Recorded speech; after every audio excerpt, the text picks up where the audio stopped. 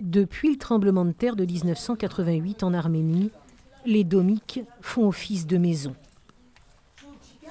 Chaque année, l'association marseillaise Les Oubliés du séisme les visite une à une. Plus on entre dans les entrailles de ces régions sinistrées et plus on trouve des familles. C'est un labyrinthe.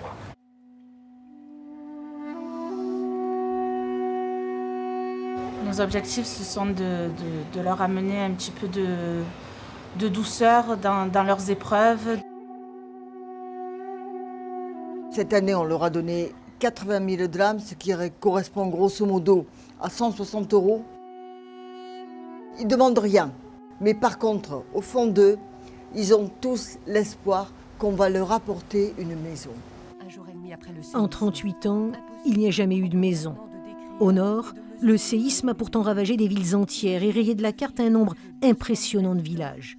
Mais le provisoire a duré. Il y a eu un mouvement mondial en 1988.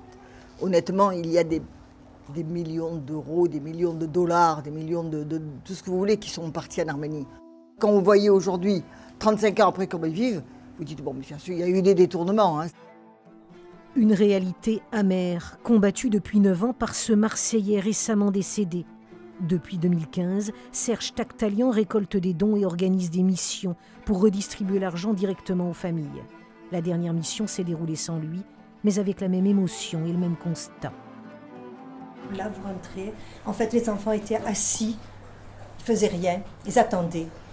Ils attendaient quoi? Ils avaient dans leur regard un manque vers l'avenir, manque d'ouverture. Certaines familles parviennent à s'en sortir parce qu'ils ont des familles à l'extérieur qui parviennent à leur envoyer des aides, mais d'autres n'ont aucune famille, donc ils sont obligés de se reposer uniquement sur eux-mêmes. Ce qui me choque beaucoup, moi, c'est qu'ils n'ont pas d'argent pour s'acheter des médicaments. Ce qui veut dire que celui qui n'a pas d'argent, il ne se soigne pas.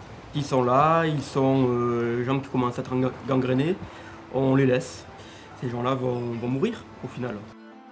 De retour à Marseille, les membres de l'association préparent déjà leur prochaine mission. Au nord de l'Arménie, le puissant séisme avait à l'époque fait 30 000 morts et 500 000 sans-abri.